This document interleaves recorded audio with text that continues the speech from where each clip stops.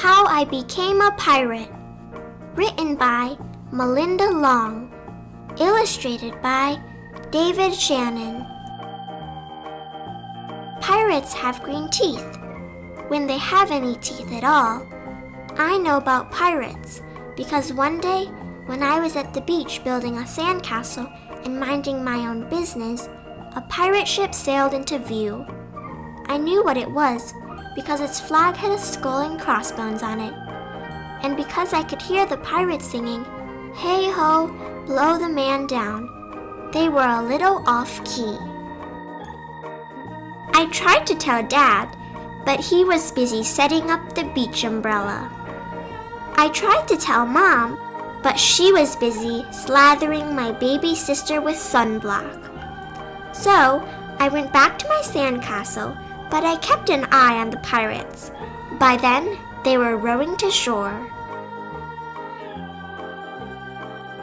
When they landed, the head pirate climbed out of the boat and yelled, "Ahoy there, matey! Be this the Spanish Main?" "No," I said, "this is North Beach." "Shiver me timbers," said the pirate. "We must have taken a wrong turn at Bora Bora." He walked around my sandcastle. He looked at the moat, then yelled back to his crew. "He's a digger, he is, and a good one to boot." "A good one to boot," the others agreed. "What be your name, matey?" the head pirate asked. "Jeremy Jacob, sir," I told him. "Well, Jeremy Jacob," he said, "you're looking at Braidbeard and his crew. We've been needin' a digger like yourself. We've a chest of treasure to bury." "Aye, treasure," the others shouted. "You're coming with us," Braidbeard told me. I didn't think Mom and Dad would mind, as long as I got back in time for soccer practice the next day. That's how I became a pirate. As soon as we were on board, Braidbeard showed me the chest of gold and jewels. "Got to find a safe place for this here treasure. It's time we're off," he announced. "We're off," we all shouted, and then we set sail. There was plenty to do on board. The pirates taught me to sing sea chanties, the louder the better, and to say real pirate stuff like landlubber and scurvy dog. By dinner time, I could speak pirate perfectly. I also learned pirate manners. Braidbeard pounded his fist on the table and yelled, "Down the hatch, me ladies! Down the hatch!" we all shouted.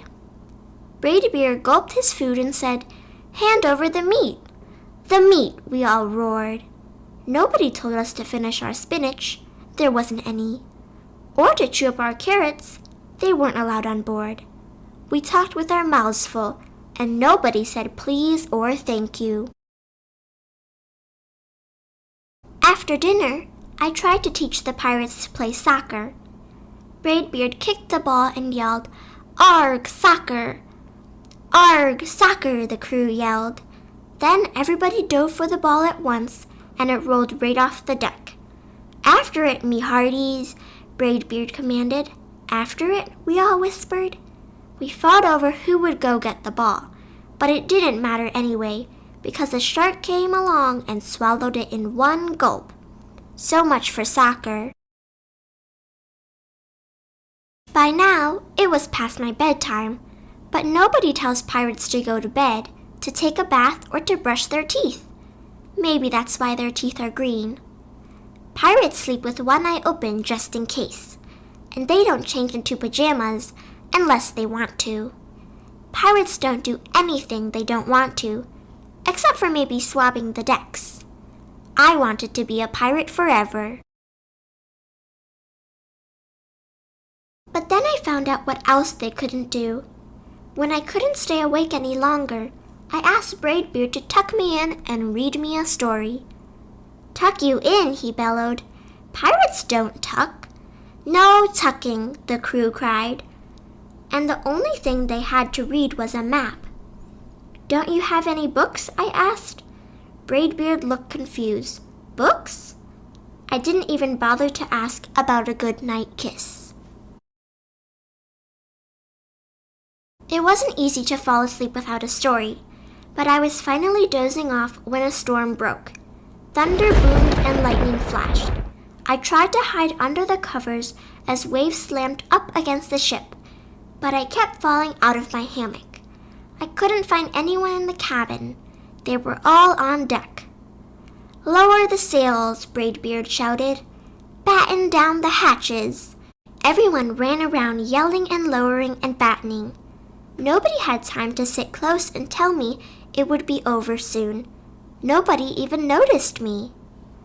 I decided that I didn't want to be a pirate after all.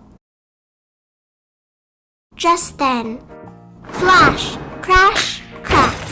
Lightning hit the mast and split it right down the middle.